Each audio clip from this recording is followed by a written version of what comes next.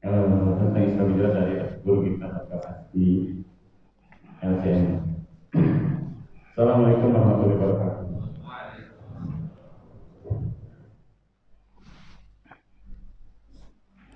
A'udzubillahi minasyaitonirrajim. Bismillahirrahmanirrahim.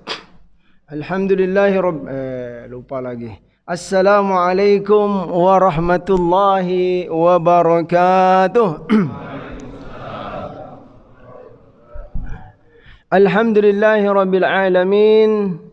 Nahmaduka Allahumma ala ni'amin yu'dhinul hamdu bizdiyadiha wa nusalli wa nusallimu ala nabiyyika Muhammadin hadil ummati li rasyadiha wa ala alihi wa sahbihi maqamatit turus was sutur li uyunil alfadhi maqama bayadiha wa sawadiha wa asyhadu an la ilaha illallah wahdahu la syarika lah wa asyhadu anna sayyidana Muhammadan abduhu wa rasuluhu la nabiyya ba'd. Allahumma salli wa sallim wa barik ala nabiyyina Muhammad wa ala alihi wa sahbihi ajma'in. Amma ba'du, faqala Allah ta'ala fil Qur'anil Karim A'udzu billahi minasy syaithanir rajim. Bismillahirrahmanirrahim. Subhanalladzi asra bi'abdihi laylan minal masjidil harami ilal masjidil aqsa alladzi barakna hawlahu linuriyahu min ayatina innahu huwas sami'ul basir. Shadaqallahul azim. Jamaah sekalian yang dimuliakan Allah Subhanahu wa taala, bersyukur kepadanya atas segala nikmat yang telah dikaruniakannya kepada kita, kepada kedua orang tua kita dan kepada seluruh hamba yang kita sayangi dalam hidup ini. Rabbi auzi'ni an ashkura ni'mataka allati an'amta alayya wa ala walidayya wa an a'mala salihan tardah wa adkhilni bi rahmatika fi ibadikas salihin. Salawat dan salam semoga selalu disampaikan Allah Subhanahu wa taala kepada baginda Nabi Muhammad sallallahu alaihi wasallam. Allahumma salli wa sallim wa barik ala nabiyyina Muhammad wa ala alihi wa sahbihi ajma'in.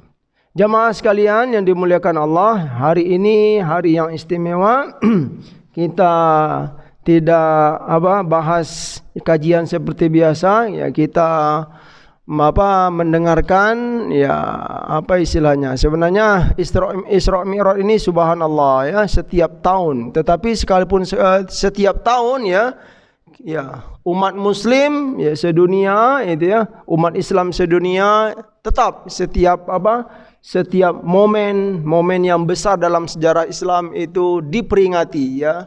Bukan ini hal atau sesuatu yang perlu dipermasalahkan. Misalnya dari sisi misalnya dari sisi tidak ada nabi mengamalkan itu. Kemudian zaman para sahabat dahulu tidak ada memperingati seperti ini gitu kan. Ya sama jugalah dengan misalnya Maulid Nabi dan momen-momen yang lain. Tapi secara sederhana ya kita melihat ya setiap sejarah itu pasti ada pelajaran, apalagi sejarah itu sudah permanen dalam Al-Quran ya, yaitu bahkan surat disebut dengan surat apa Bapak Ibu? Al-Isra. Nah, kalaupun ada nama lain dari surat Al-Isra itu adalah surat Bani Israel memang, tapi yang sering dipakai, yang banyak kita kenal itu adalah surat Al-Isra. Ya, baik, kita hari ini memperingati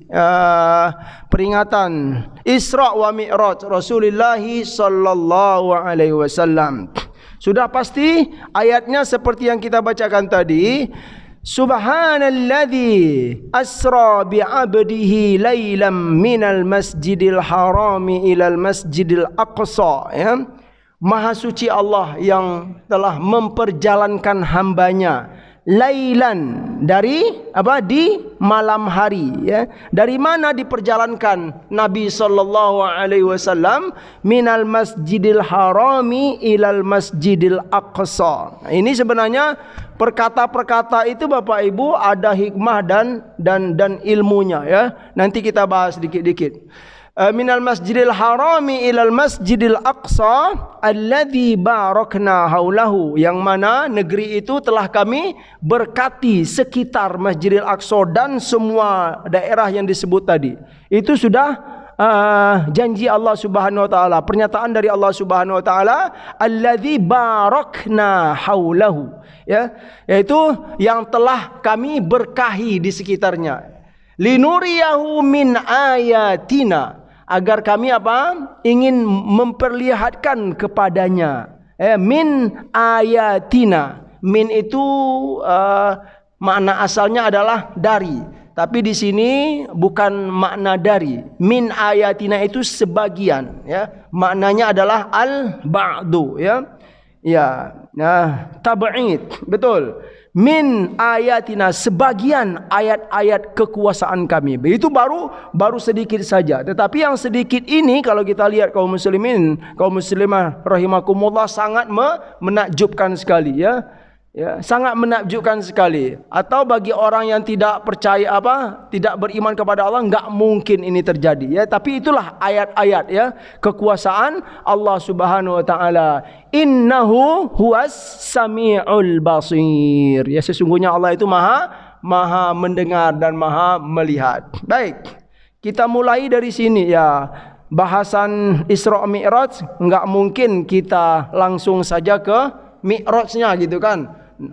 Nabi langsung naik ke langit, tidak. Tentulah dari mana? Dari istilahnya yang horizontal dulu, kemudian baru vertikal ke atas, ya. Maha suci Allah, ya. Ayat ini dimulai oleh Allah Subhanahu wa taala dengan kalimat maha suci. Nah, gitulah. Ini ada kaitannya Bapak Ibu. Kenapa, ya? Itu dimulai dengan subhanallah. Setahu kita kalau subhanallah itu terhadap sesuatu yang apa Bapak Ibu? Sesuatu yang takjub. Misalnya saya selama ini misalnya kan belum pernah makan sesuatu yang buah yang manis sekali atau apalah gitu Pak, ya. Makanan yang enak sekali. Tahu-tahu sekali gitu kan, makan tuh enak sekali. Kira-kira karena takjubnya gitu. Subhanallah, ini subhanallah, katanya susah untuk mengkomennya gitu Pak, ya, istilahnya. Enak sekali. Nah, itulah suatu gambaran bahwa, ya, peristiwa ini adalah sesuatu yang besar sekali. Itu adalah isyarat subhanalladzi. Jadi ada poin yang penting di sini, yaitu tentang Nabi diperjalankan itu, ya. Ini ada pendapat ulama ternyata. Ada yang mengatakan Bapak Ibu?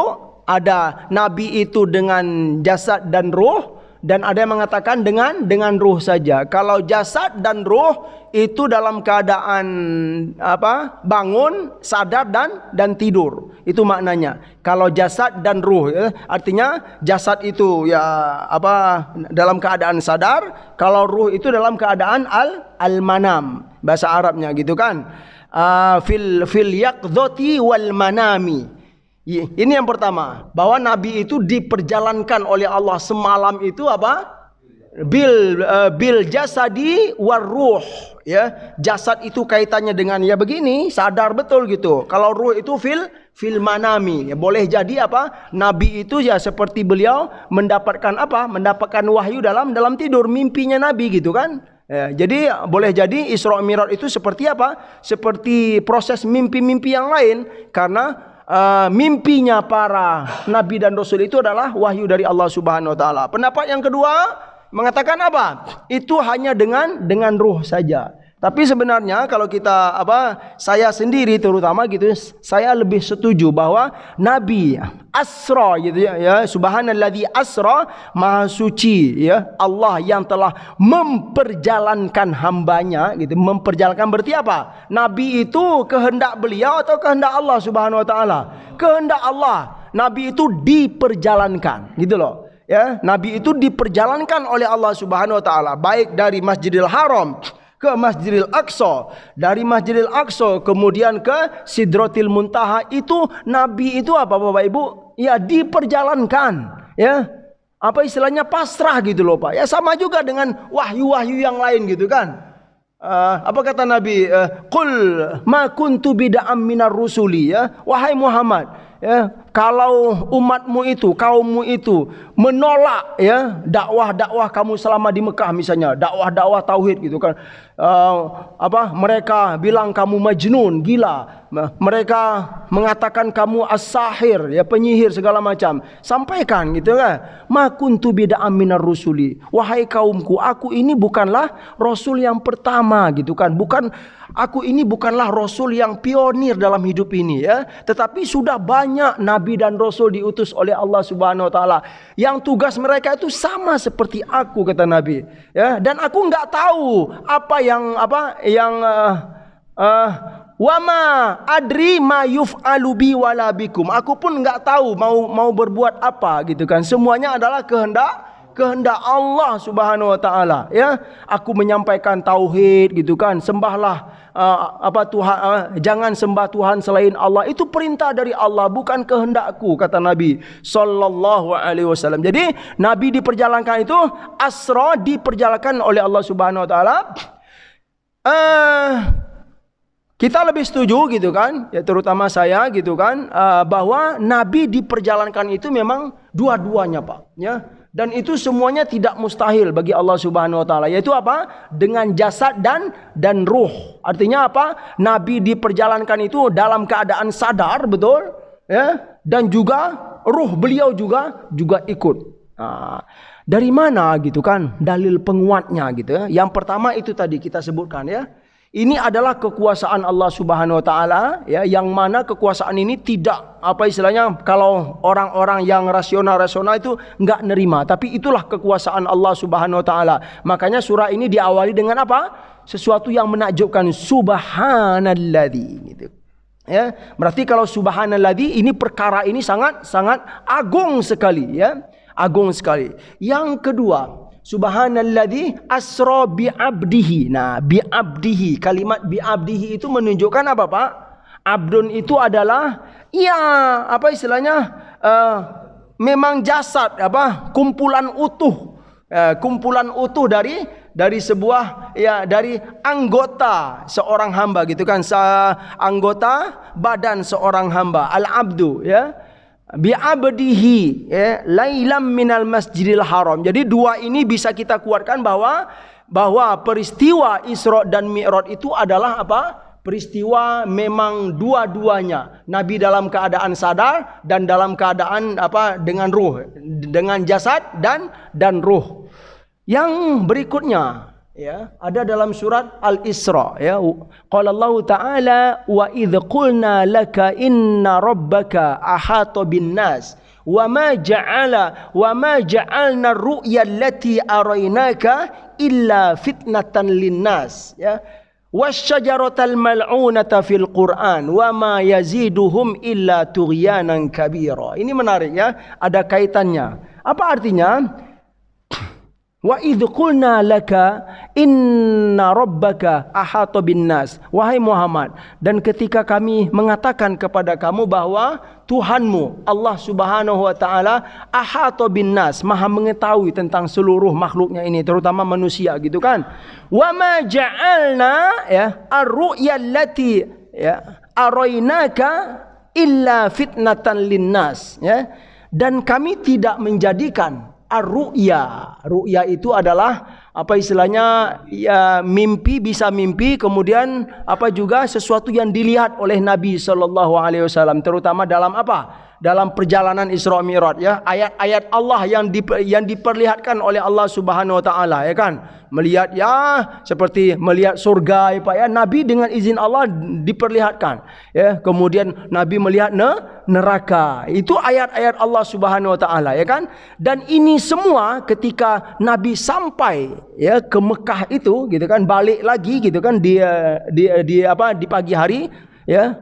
Mulai semalam, kemudian di pagi harinya balik lagi ke Mekah gitu kan dengan izin Allah Subhanahu wa taala, kemudian menyampaikan itu setelah disampaikan oleh Nabi. Inilah kaitannya, wa ma ja'alna ru'ya allati arainaka illa fitnatan linnas. Apa yang kamu sampaikan kepada mereka ya dari melihat ayat-ayat Allah Subhanahu wa taala itu menjadi apa? Fitnatan linnas. Fitnah itu apa, Pak? Cobaan bagi manusia, bagi kaumnya itu gitu kan.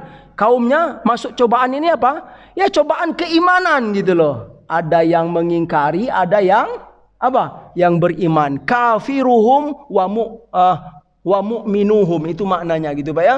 Kafiruhum wa mu'minuhun ya. Jadi sesuatu yang diperlihatkan oleh Allah Subhanahu wa taala itu menjadi apa? Menjadi fitnah ya, cobaan bagi manusia. Kamu beriman atau tidak? Nah, ya kita lihatlah siapa-siapa sahabat Nabi yang beriman ya. Abu Bakar ya. Bagaimanapun gitu kan, apapun yang disampaikan oleh baginda, semuanya aku beriman kepada baginda. Begitulah. Nah, yang lain macam-macam gitu loh. Ada yang mana ini? Mungkin orang-orang yang apa ya istilahnya ya yang suka logika gitu kan, apalagi ya rasional gitu kan. Mana mungkin gitu kan? Semalam saja gitu kan dari Mekah ke Masjidil Aqsa saja, kemudian lanjut lagi ke atas langit, kemudian turun lagi, kemudian apa lagi Pak? Dari Masjidil Aqsa kemudian langsung lagi ke Mekah. Tahu-tahu kamu menyampaikan berita ini nggak masuk akal ini ya. Itu sebagai apa? Tanda-tanda kekuasaan Allah Subhanahu wa taala. Mau beriman apa? Berimankah kita atau ingkarkah kita? Jadi kita lebih setuju bahwa Nabi diperjalankan itu memang lengkap semuanya, jasad dan ruh. Selanjutnya, poin berikutnya adalah kita ingin menyampaikan apa awal-awalnya bagaimana sih gitu kan. Nabi itu ya pastilah bermulanya dari mana Pak? Dari Mekah gitu kan. Nah, untuk itu misalnya Mekah ke Masjidil Aqsa itu ada yang tahu nggak apa istilahnya? Jaraknya. Ya kalau kita lihat di Google lumayan jauh sekali Pak. Ya. Tapi saya ya belum ngukur juga lah gitu berapa kilonya. Ya. Mungkin bisa nanti di searching gitu kan, Mekah ke Masjidil Aqsa itu ya, Masjidil Haram ke Masjidil Aqsa itu berapa kilo, jauh sekali gitu kan. Kemudian ya semalam saja gitu kan.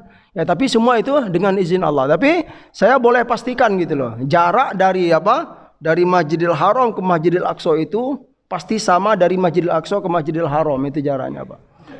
Iya. Ini yang ngantuk-ngantuk nih, aduh ngapain Ustaz nih kok gitu.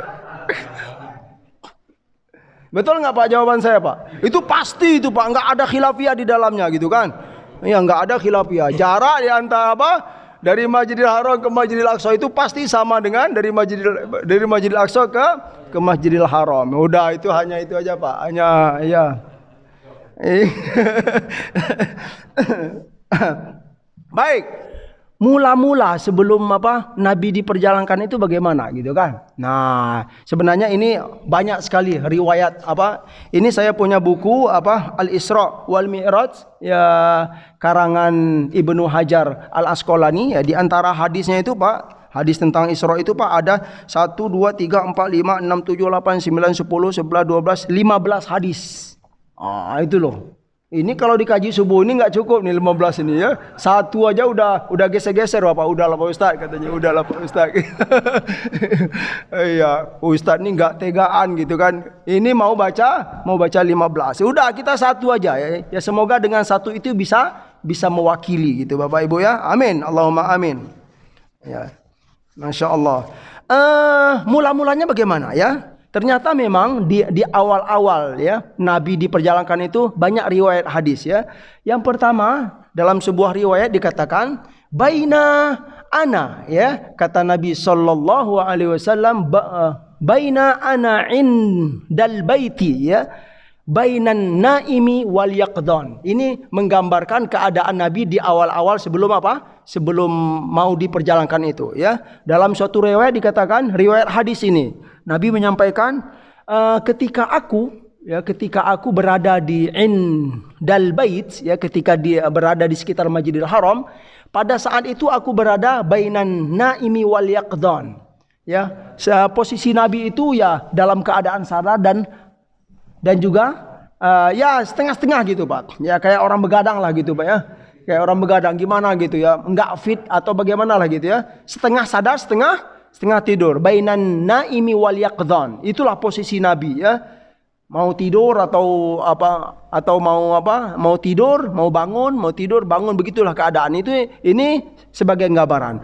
Dalam riwayat yang kedua, ya, furija saqfu baiti wa ana bi Makkah fanazala Jibril. Ini keadaan Nabi sebelum diperjalankan itu. Furija saqfu baiti, ya. Apa artinya furija saqfu baiti wa ana bi Makkah fanazala Jibril?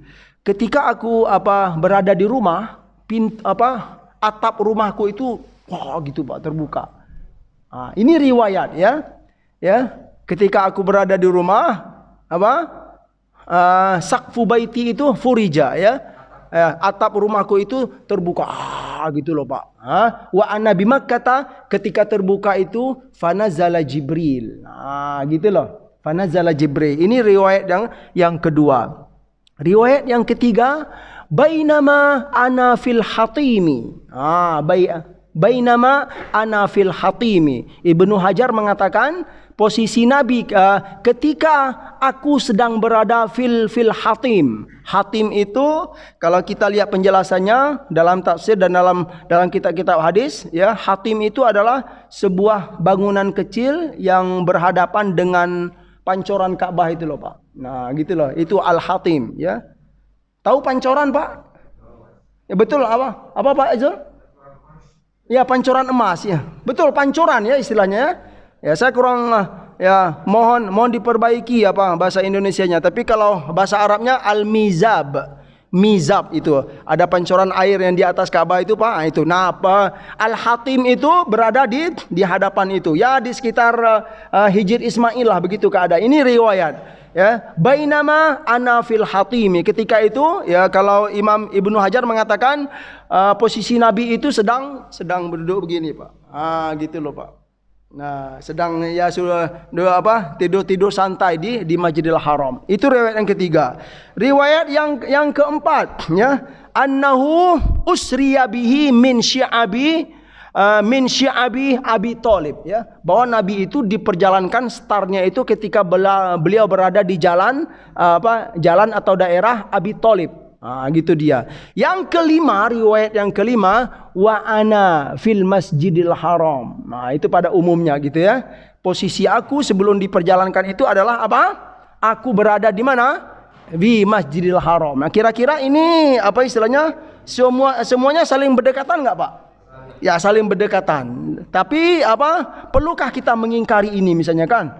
Ya, kalau kita orang yang beriman tidaklah gitu kan. Yang jelas itu keadaannya jelas. Ya, Nabi itu berada di Masjidil Haram, sekitar Masjidil Haram, baik posisinya di dalam masjid Masjidil Haram ataupun di depan Al-Hatim tadi, di depan Al-Mizab ya, atau juga beliau berada di mana? Fi baitihi gitu kan, berada di rumah beliau.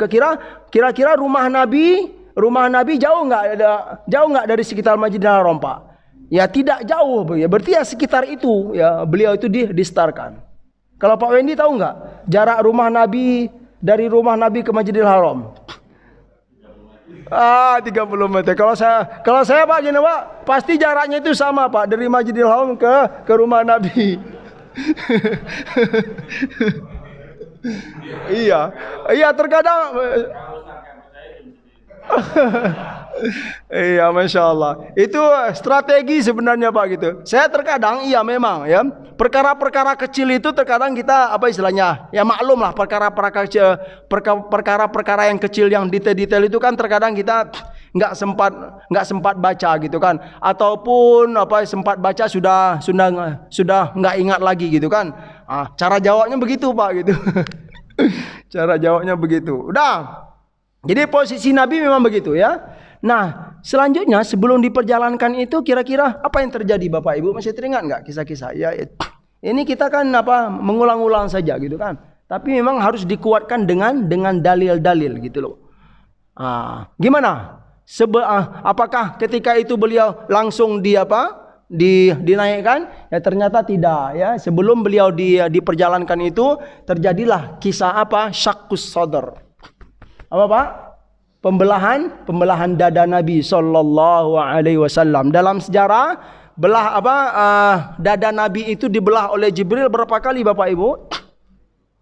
3 kali ya. Dalam riwayat yang kuat itu Nabi itu dadanya dibelah 3 kali ya selama beliau hidup. Yang pertama fis shaghir, wa huwa shaghir. Yang kedua indal bi'tsah, ketika mau diangkat menjadi nabi dan rasul ya. Ketika diangkat ya beliau menerima kenabian. Yang ketiga fil Isra wal Mi'raj. Ketika beliau mau diperjalankan itu dibersihkanlah dada Nabi sallallahu alaihi wasallam. Ini apa gitu ya kalau orang yang enggak beriman memang ya belah dada Nabi oleh Jibril ya. Ada sebuah riwayat tentang yang menguatkan betul gitu kan bahwa ketika Nabi kecil dahulu, Nabi sallallahu alaihi wasallam kecil, ini hadis riwayat dari Anas bin Malik. Apa kata beliau? Anna Rasulullah sallallahu alaihi wasallam atahu Jibril wa huwa yal'abu ma'al ghilmani ya, fa akhadahu fa sara'ahu gitu kan, fa syaqqa sadrahu gitu kan. Ketika itu kata Anas bin Malik ya, beliau menyampaikan riwayat hadis ini bahwa Rasulullah sallallahu alaihi wasallam ketika beliau kecil gitu kan, ketika itu beliau sedang bermain-main dengan anak-anak Mekah pada waktu itu. Subhanallah. Wa huwa yal'abu ma'al ghilmani, bermain anak-anak gitu kan. Kemudian fa akhadahu fa sara'ahu fa saqqa sadrahu gitu kan.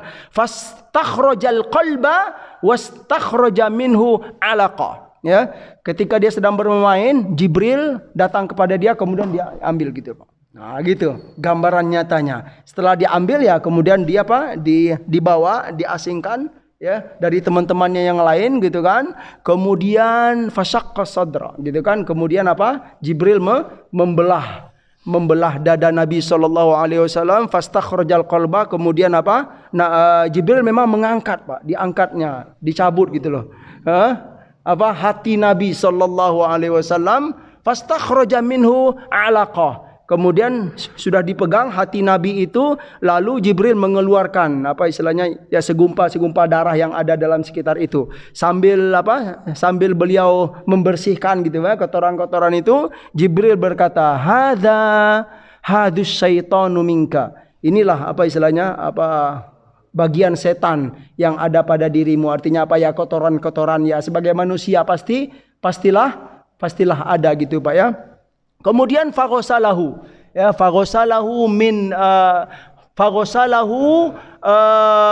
fi tissin min dahabin bima'i zamzam. Itu riwayatnya ya. Kemudian setelah dia berkata hadus syaitana minka gitu kan. Hadus syaitanu minka.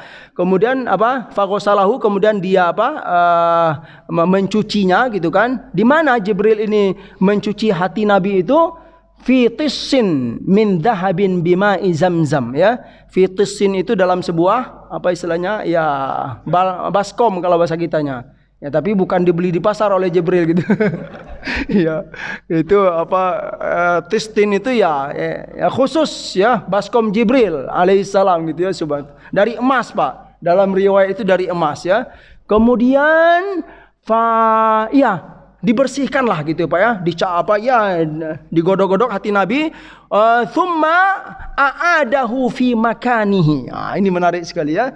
Ketika itu dikembalikannya setelah dicuci di baskom pakai air zam-zam tadi, kemudian dikembalikan lagi. Gitu loh Pak. Dikembalikan ke dada Nabi sallallahu alaihi wasallam. Kemudian fa'akhadhal ghilmanu yas'auna ila ummihi. Ketika setelah dikembalikan lagi gitu kan, barulah ya teman-teman Nabi Muhammad sallallahu alaihi wasallam ya, teman-teman kecil beliau itu, teman-temannya ini terkaget gitu loh Pak. Ya seolah-olah Nabi itu diculik gitu ya. Kemudian teman-teman yang kecil itu mereka pergi kabur menghadap ke ibu-ibu mereka dan berkata faqalu, ya, anak-anak yang kecil itu mengatakan gitu kan, inna Muhammadan qad qutilu. Wah, ibu gitu kan, Muhammad dibunuh, ya, Muhammad diculik gitu kan. Fastaqbaluhu, lalu orang-orang pun melihat Nabi pada waktu itu, ya.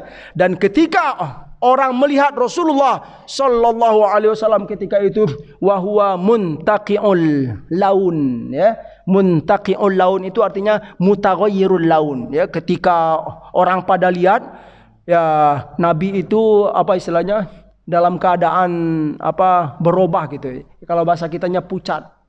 Gitu gambarannya, Pak. Subhanallah. Nah, barulah, ya, Nabi itu diperjalankan oleh Allah Subhanahu wa taala setelah bersih, ya, subhanallah, ya, bersihnya Rasulullah sallallahu alaihi wasallam, ya, menghadap ketika mau, ya, istilahnya menjalankan apa yang diinginkan oleh Allah Subhanahu wa taala. Rasulullah sallallahu alaihi wasallam, ya, khawatir saya sudah itu, Pak, ya. Sudah agak terang. Ini belum hadis yang pertama ini. Belum hadis yang pertama tentang Isra Mi'raj nih, gitu, ya. Gimana Pak Wendy, ya? Iya. Masya Allah. Ya. Udah. Singkat cerita gitu, ya. Mulailah beliau diperjalankan dari Masjidil Haram ke Masjidil Aqsa. Ya, di Masjidil Aqsa mungkin kita sudah banyak tahu bagaimana, ya, hal-hal yang terjadi. Beliau disambut oleh para anbiya, kemudian sebelum naik ke atas itu beliau memimpin salat, kemudian beliau itu, dan ini semua sebagai sebagai takriman wa tasyrifan lin Nabi sallallahu alaihi wasallam, ya. Allah ingin memuliakan beliau gitu kan. Memberikan istilahnya informasi bahwa Muhammad ini adalah nabi dan rasul yang paling mulia gitu kan. Para nabi dan rasul selain Muhammad itu menjadi makmum gitu loh, Pak, diantaranya, Pak, ya. Sangat mulia sekali Rasulullah sallallahu alaihi wasallam. Nah, kemudian setelah itu dan hal-hal yang lain yang terjadi di Masjidil Aqsa. Dalam riwayat, ya, Masjidil Aqsa itu Bapak Ibu disebutkan daerah Masjidil Aqsa, tempat Nabi setar di Masjidil Aqsa itu, dalam sebuah beberapa penjelasan saya temukan itu namanya Ilya. Nama lokasinya itu adalah Ilya. Baitul Maqdis, ya. Ini Ilya ini istilahnya titiknya gitu, ya. Yang jelas itu di sekitar Masjidil Aqsa. Itu dia fi al-Ilya. Nah, barulah kita masuk kepada kepada hadis, ya, Rasulullah sallallahu alaihi wasallam, ya. Anas radhiyallahu anhu anna Rasulullah sallallahu alaihi wasallam qala, Nabi menyampaikan, ya, perjalanan beliau itu, ya. Utitu bil buraq, ya. Yang pertama itu aku didatangi dihadirkan kepadaku al buraq.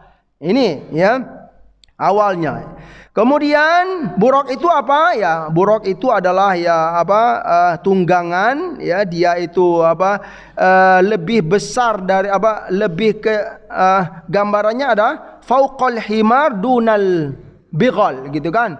Dia itu bukan seperti keledai, ya, dan juga bukan seperti al-bighal. Pokoknya sedanglah posisinya kalau menurut kita gitu kan. Tidak terlalu besar, tidak lebih besar dari kuda, dan tidak juga tidak lebih kecil daripada keledai. Saya yakin Bapak Ibu di sini sangat banyak sekali yang belum pernah lihat keledai, ya kan? Ya, karena belum tinggal belum pernah tinggal lama di negeri Arab, ya kan?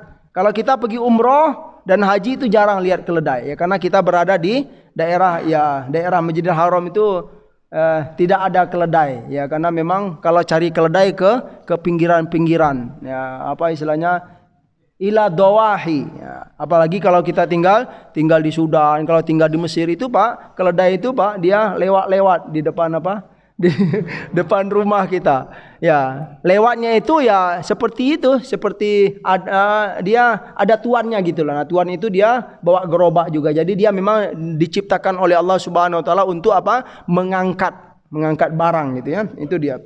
Tapi terkadang sambil lewat dia itu teriak-teriak, Pak. Wow, gitu. Nah, Itu ada dalam hadis Rasulullah sallallahu alaihi wasallam, kalau kamu mendengar suara keledai ya, maka apa?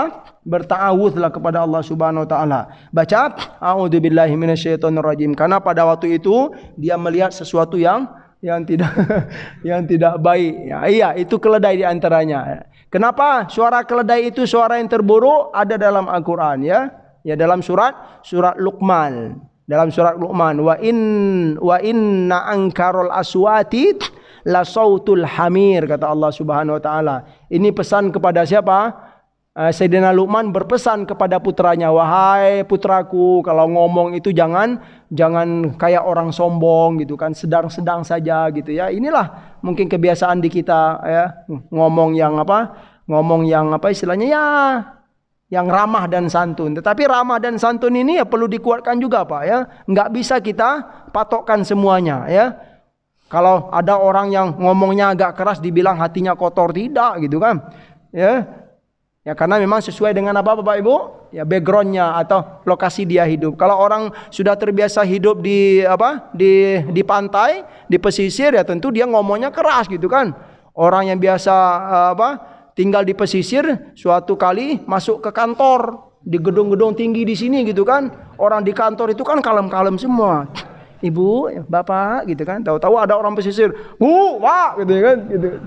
Ini orang apa ini?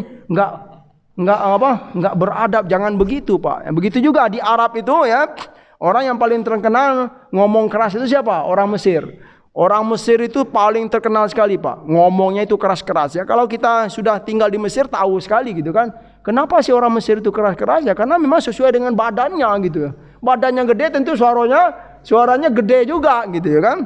Tetapi suara besar itu juga tidak bisa diukur dengan badan besar. Nah kalau Mesir suka ngomong keras-keras, kalau di Sudan suka ngomong pelan-pelan gitu loh.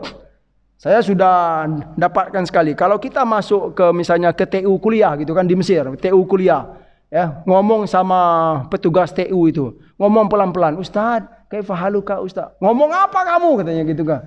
Ngomong itu keras-keras gitu, jangan ngomong kayak kita gitu. Iya Pak, kita yang dimarahin kalau ngomong pelan-pelan kalau di Mesir itu Pak. Iya. Kalau di Sudan terbalik, masuk kantor TU ngomong keras-keras, gini kata orang, gitu loh. Pelan-pelan. Iya, itu realita. Ini saya sudah dapatkan betul. Jadi memang subhanallah. Sampai kemana tadi itu? Aduh.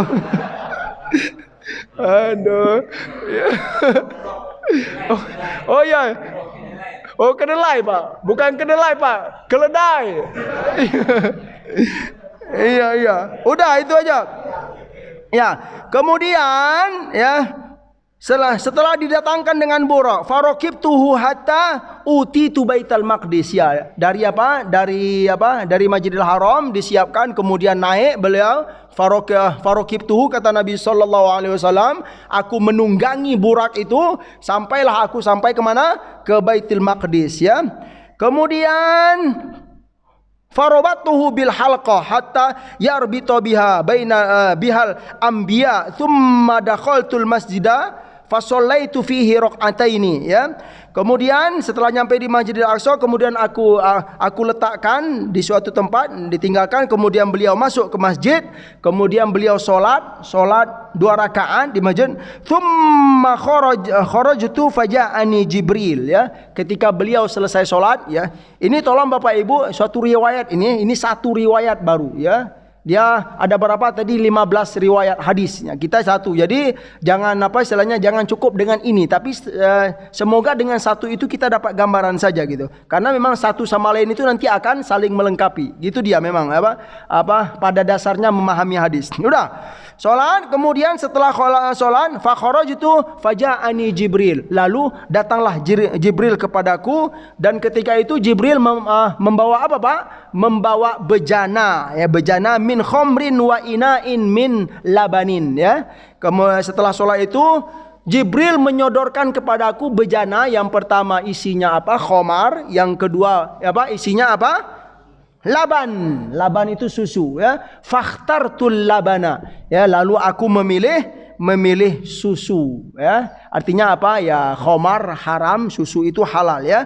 Faqala Jibril ikh ikhtartal fitrah. Wahai Muhammad, sungguh kamu telah memilih yang fitrah, yang bersih, yang murni gitu, yang diridhoi oleh Allah Subhanahu wa taala. Barulah baru beliau naik, thumma urija bina ila sama'id dunya gitu kan. Kami dia dinaikkan oleh Allah Subhanahu wa taala ya kepada langit, ke atas langit. Kemudian ketika nyampe dia di sama'id dunya, di langit dunia itu. Jadi langit itu subhanallah ya, ada langit pembatas dunia, nanti di atasnya itu ya maha suci Allah, hanya Allah yang mengetahui yang berapa luasnya langit Allah Subhanahu wa taala.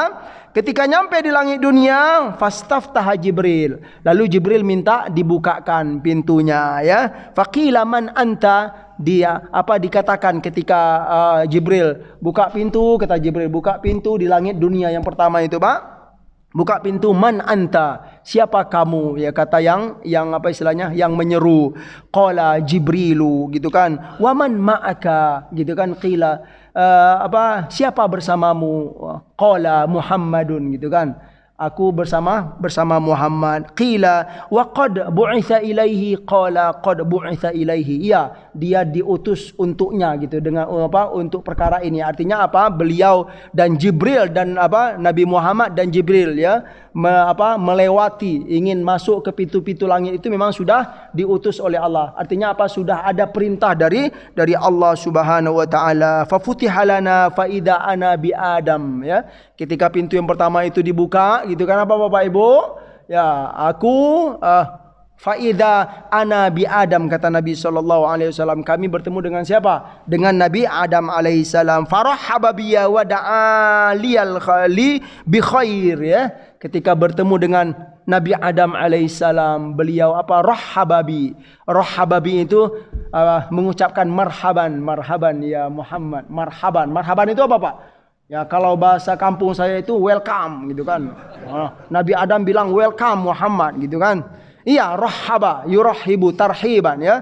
Kemudian setelah dia menerima selamat datang, wada'ali bi khair ya. Nabi Adam mendoakan kebaikan untukku. Itu langit yang pertama, istilahnya pertemuan pertama. Kemudian kami diangkat ke langit yang kedua, fastaftaha Jibril. Lalu Jibril pun juga meminta pintu itu dibuka, sama seperti yang pertama. Faqila man anta? Faqala ana Jibril. Wa qila man ma'aka? Qala Muhammad gitu ya. Wa qad bu'itha ilaihi? Qala bu'itha ilaihi. Sama seperti yang pertama gitu kan. Siapa kamu? Saya Jibril. Siapa bersamamu? Saya Muhammad. Apakah kamu kalian datang ke sini karena memang sudah diutus? Iya, kami menjalankan perintah dari Allah Subhanahu wa taala. Kemudian fafutihalana. Kemudian pintu yang kedua, pintu langit yang kedua itu dibukalah bagi kami ya. Faida ana bibnil khala Isa bin Maryam wa Yahya bin Zakaria. Di langit yang kedua itu bertemu siapa Pak? Nabi Isa alaihissalam dan Nabi Zakaria alaihissalam. Itu langit yang kedua. Langit yang ketiga, thumma urija bina ila as-sama'i tsalitsa fastaftaha Jibril. Faqila man anta? Qala Jibril. Wa qila man ma'aka? Qala Muhammad. Wa qad bu'itha ilaihi? Qala qad bu'itha ilaihi. Siapa kamu? Kata saya Jibril. Siapa bersamamu? Saya Muhammad. Fafutiha lana. Lalu pintu yang ketiga itu dibuka. Fa idza Nabi Yusuf, Masya Allah, bertemu dengan Nabi yang ganteng, Nabi Yusuf iya ganteng ya Pak ya, ganteng ya. Kalau bahasa lainnya Pak, jamilun Pak, jamilatun ya. Faiza ana, ketika itu aku bertemu dengan Nabi Yusuf alaihissalam. Nabi mengatakan wa idza huwa qad u'tiya syatrul hasan ya. Nabi bikin komen sedikit ketika jumpa dengan Nabi Yusuf ini. Ada komennya kalau bahasa kita zaman sekarang Pak gitu ya. Kalau dengan Nabi Adam ya begitu saja, lewat saja. Nabi Isa dan Nabi Yahya juga begitu saja ya, mengakui saja. Tapi dengan Nabi Yusuf ini, ketika jumpa dengan Nabi Yusuf, fa idza huwa qad u'tiya syatrul hasan. Ada komennya Nabi ketika jumpa Nabi Yusuf, apa kata beliau? Masya Allah, ini apa, Nabi Yusuf alaihissalam ini ya, sungguh beliau ini apa, telah diberi oleh Allah Subhanahu wa taala setengah kegantengan, maksudnya setengah kegantenganku lah gitu gambarannya. Ya, gitu. Seganteng-ganteng Nabi Yusuf itu Pak, kalau dibanding Nabi Muhammad sallallahu alaihi wasallam. Ya kalau bahasa kitanya belum level lah gitu loh Pak. Iya. Ya, jadi kegantengan Nabi Yusuf itu bisa digambarkan setengah ganteng dari Rasulullah sallallahu alaihi wasallam. Bagaimana ya? Wajar saja para sahabat Nabi itu kalau melihat Nabi itu hatinya senang sekali Pak ya. Yang sedang sedih itu minggir gitu ya Pak ya. Yang sedang banyak masalah kalau lihat Nabi itu wow, hilang semua masalah. Memang begitulah fitrah ya, kemuliaan bagi Rasulullah sallallahu alaihi wasallam. Farahaba biya wa da'ali ya. Kemudian Nabi Yusuf pun ketika bertemu dengan Rasulullah sallallahu alaihi wasallam mengucapkan marhaban, selamat datang. Kemudian beliau mendoakan kebaikan. Tsumma urija bina ila sama'ir rabi'ah. Ya, kemudian kami dinaikkan ke langit yang keempat. Kemudian Jibril pun mengetok pintu. Siapa kamu? Saya Jibril. Siapa bersamamu? Saya Muhammad. Kemudian dibukakanlah pintu bagi kami. Fa idza ana bi Idris. Ya, jumpalah dengan Nabi Idris alaihissalam. Farahaba biya wa da'ali bi khair. Nabi Idris pun ya mengatakan marhaban gitu kan. Kemudian beliau mendoakan kebaikan dan keridhaan Allah untukmu wahai Rasulullah sallallahu alaihi wasallam. Qala ta'ala wa rafa'nahu makanan 'aliyya ya. Sungguh kami telah mengangkat dia ke posisi yang tinggi, yang sangat mulia. Kemudian summa urija bina ila sama'il khamisah. Ya, kemudian kami dinaikkan ke langit yang kelima. Bertemu dengan siapa Pak? Fa idza ana biharun. Nah, ketika itu langit yang kelima ini ya. Aku dipertemukan dengan Nabi Harun alaihissalam. Farahaba biya wa da'ali bi khair. Juga begitu ya. Beliau mengucapkan marhaban. Semoga keridhaan Allah, keberkahan bagimu. Kemudian ya, kami dinaikkan ke langit yang ke as-sadisa. Sadisa itu yang keenam ya. Sama seperti tadi dibukakan pintu Jibril dan Muhammad ya. Fa idza ana bi Musa.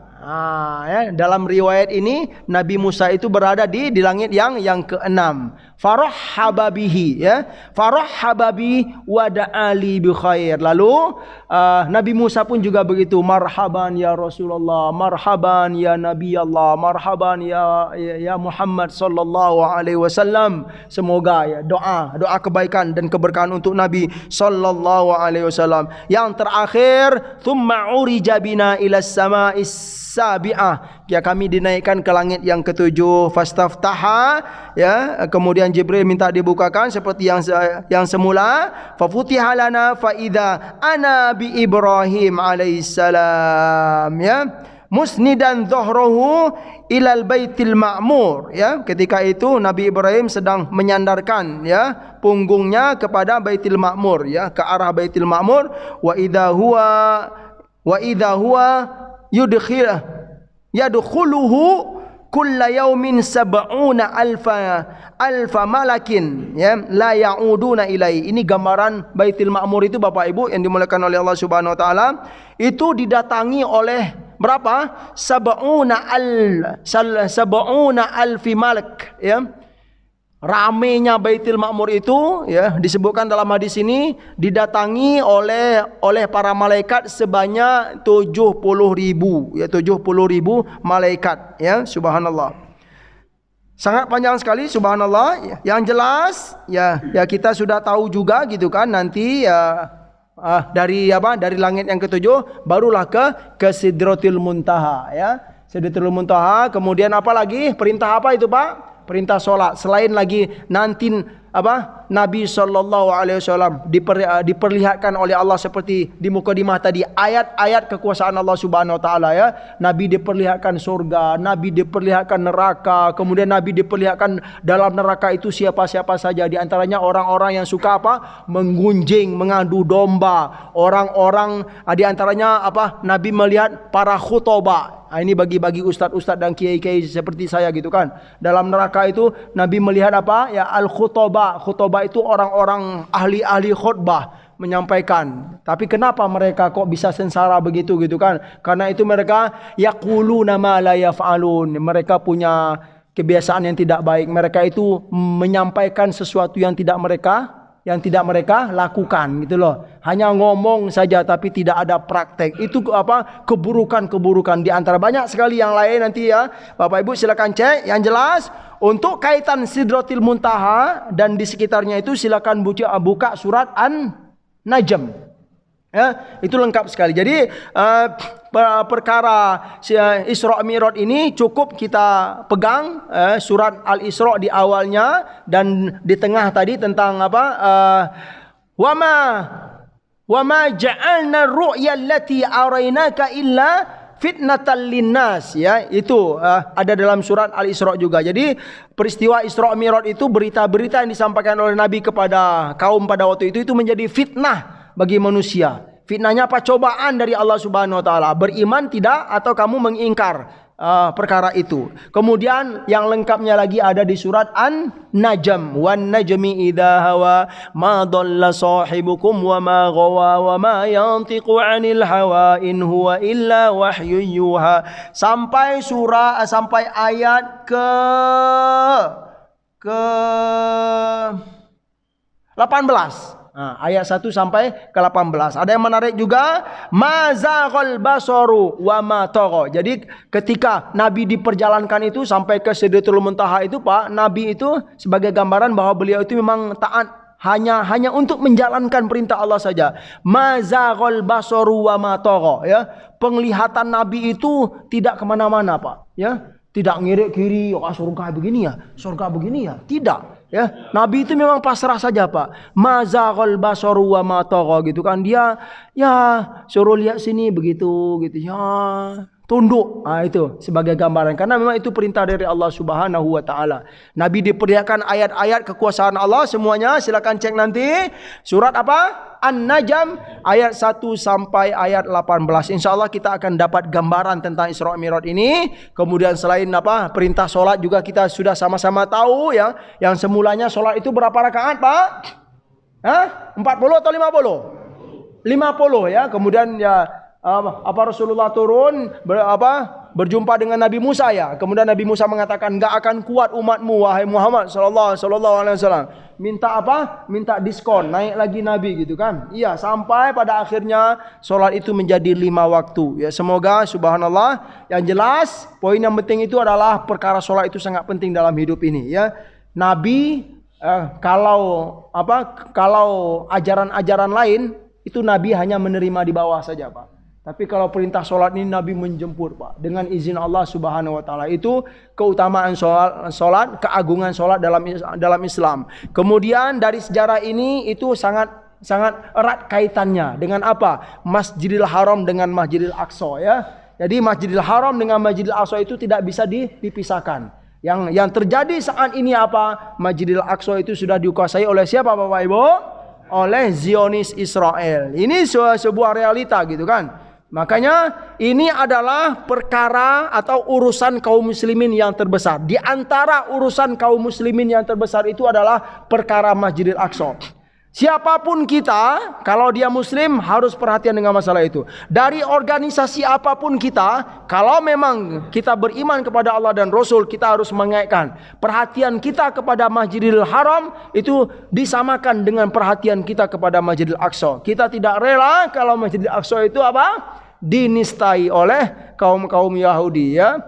atau ya sangat enggak layak sekali nanti kalau itu sempat runtuh, ya, mereka hancurkan, ya. Kalau seorang mukmin dimanapun berada ketika Masjidil Aqsa ya dinodai, sempat dihancurkan, dalam hatinya diam-diam saja, itu dipertanyakan keimanan kalian, ya, dipertanyakan keimanan kita semua gitu kan. Mana perhatian kamu kepada Masjidil Aqsa? Itu dia. Ya, mungkin cukup itu dulu. Semoga bermanfaat, terutama bagi kami yang menyampaikan dan buat kita semua yang mendengarkan. Subhanakallahumma wa bihamdika asyhadu an la ilaha illa anta astaghfiruka wa atubu ilaik. Wa sallallahu ala nabiyyina Muhammad wa ala alihi washabihi wasallam. Wa akhiru da'wana anil hamdulillahi rabbil alamin. Alhamdulillah, kita telah mendengarkan rangkaian perjalanan Muhammad ke langit tujuh ke Sidratul Muntaha yang disampaikan oleh Ustaz. Seperti yang saya sampaikan di depan, kita menerima wakaf, ya, dari majelis musyawarah. Musyawarah itu kumpulan majelis para artis yang hijrah, ya, akan diserahkan ke perwakilan dari musyawarah terkait ini. Saya banyak ini dari daerah Panjang, Pak Yudi, ke Pak Atma, ke Yudi. Ada yang bisa motor nggak? Pak Bugis ya Pak. Ini putih tentang ini tentang.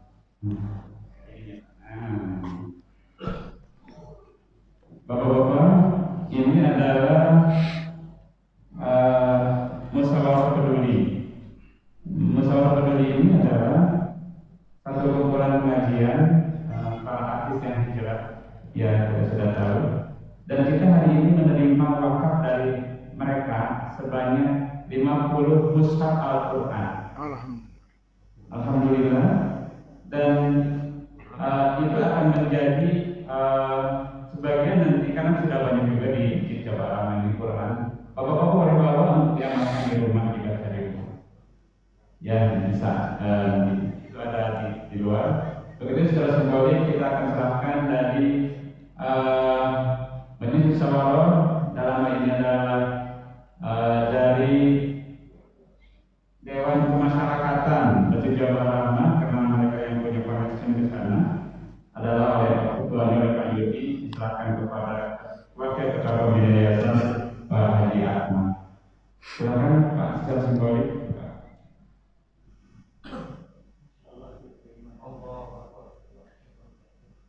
Alhamdulillahirabbil alamin.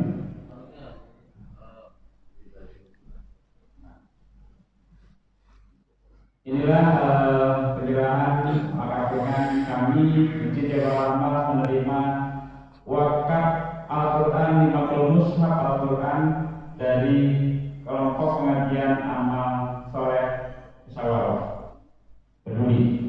Terima kasih atas mushafnya. Mudah-mudahan kita bisa memanfaatkan jemaah untuk bisa dibawa ke rumah. Silahkan nanti dibawa, ya.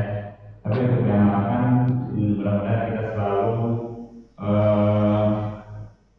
membaca Al-Quran sebagai petunjuk kita semua, sebagai amalan kita di dunia dan maupun nanti mungkin ketika kita akhirat. Demikian. Ada satu lagi, teman-teman, bapak-bapak semua. Ini saya mau ngasih hadiahkan, cuman tolong kasih pertanyaan Pak Azmi, maknanya apa? Oh, saya mau ngasih ini. Pak Azmi, tolong Pak. Door prize Pak ya? Door prize. Wah, ini jangan sampai jarak. Kalau jarak tadi bahaya juga itu. Masya Allah. Ya, langsung ya. Siapa lagi di sini? Ada berapa? 1, 2, 3. Saya tunjuk salah satu ini ya. Saya tunjuk yang layak dapatnya ya. Pak Raja, silakan Pak.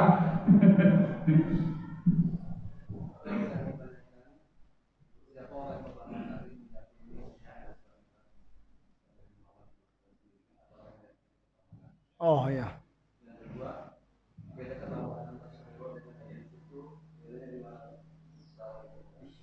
Waalaikumsalam warahmatullahi wabarakatuh. Ya.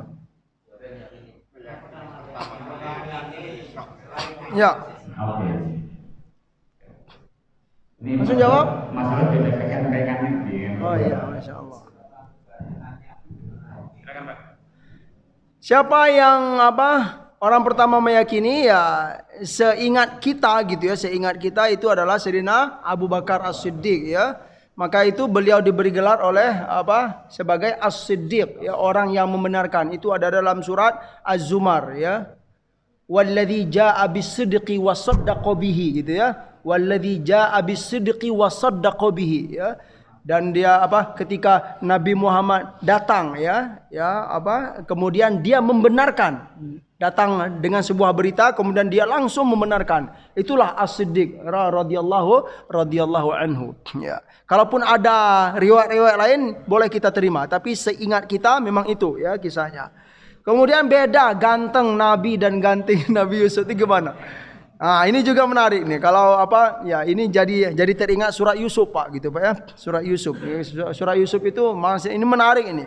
Saya itu sebenarnya suka ya, tentang kisah-kisah para nabi dan saya senang menyampaikan itu ya. Apa istilahnya ya. Saya dulu pernah Pak di suatu daerah di pesantren kalau nggak salah. Saya menyampaikan kisah Yusuf lengkap dari awal surat Yusuf sampai akhir surat Yusuf. Itu menarik berkesan sekali ya. Nah, jadi kalau dari kisah yang ada itu bedanya dengan gantengnya Nabi itu. Kalau gantengnya Nabi Yusuf itu gimana ya? Apa istilahnya? Ya berlebihan gimana gitu ya, berlebihan ya. Kalau sesuatu yang berlebihan itu kayaknya seperti apa gitu ya, kurang gitu, ada kurangnya kalau berlebihan. Tapi kalau ganteng Nabi kita Shallallahu Alaihi Wasallam itu kalem, padat dan mantap gitu loh Pak. Itulah gambarannya ya. Itu ya yang bisa saya bahasakan gitu loh. Kenapa gantengnya Nabi Yusuf itu istilahnya berlebihan kemudian membuat istilahnya bahaya bagi orang lain gitu kan gitu. Ya kan, berlebihan kemudian bahaya. Itulah gambarannya ketika beliau berada di istana gitu kan. Kemudian orang-orang ya, yang petugas-petugas cewek-cewek yang ada di istana itu, qulna hasyalillah gitu kata mereka gitu kan. Sambil ya, kalau kisah-kisah yang kita dengar dalam di kecil itu ketika mereka sedang ya memotong-motong gitu kan, qulna hasyalillah ma hadza basyaron in hadza illa malakun karim kata mereka gitu kan. Wah, ini bukan manusia ini malaikat ini kata mereka. Sehingga terpotong ya tangan mereka. Wa qata'na bi aidihinna wa qulna hasyalillah gitu. Itu bedanya mungkin ya. Kalau yang bisa saya yang seingat saya dan yang bisa saya analisa gitu kan. Jadi ganteng berlebihan itu ada dampak bagi lingkungan. Gitulah kalau bahasanya itu ya. Tapi kalau ganteng Nabi itu ya gantengnya kalem, kemudian mantap dan padat. Itulah ganteng Rasulullah Sallallahu Alaihi Wasallam. Dan kesimpulannya kata Nabi? Apa komen Nabi tadi Pak? Nabi Yusuf ini setengah dari ganteng. Sungguh dia telah diberi syatrul husn gitu kan? Syatrul husn. Ya, baru setengah level beliau. Subhanallah. Sallallahu alaihi wasallam ya, wa alaihi salam. Cukup itu. Silakan. Ya itu silakan Pak Haji diserahkan kepada Ustaz. Masya Allah. Itu adalah metode menghafal Quran dalam 30 hari dari Ustaz Adi Hidayat. Itu ada buku 1, buku 2 dan juga petunjuknya. Ini satu paket bukan satu-satu. Oh, satu paket. Satu paket semuanya. Tiga-tiganya untuk para Haji. Iya, tiga-tiganya. Masya Allah. Di foto ya, di foto. Ya.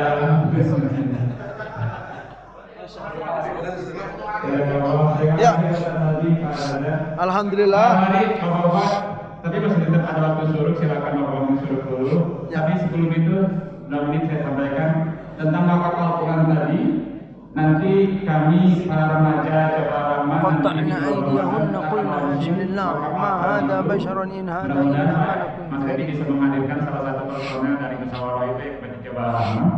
Itu merupakan program Ramadan nanti remaja masjid Ramadan untuk kita mengumumkan bahwa wakaf Al-Quran itu kalau hari ini kita menerima, nanti di Ramadan kita akan memberikan ya dengan menyumbangkan Al-Quran tentunya nanti dengan infak dari bapak-bapak semuanya. Demikian, mari kita tutup kajian Iswa Bijat ini dengan doa kepada masjid.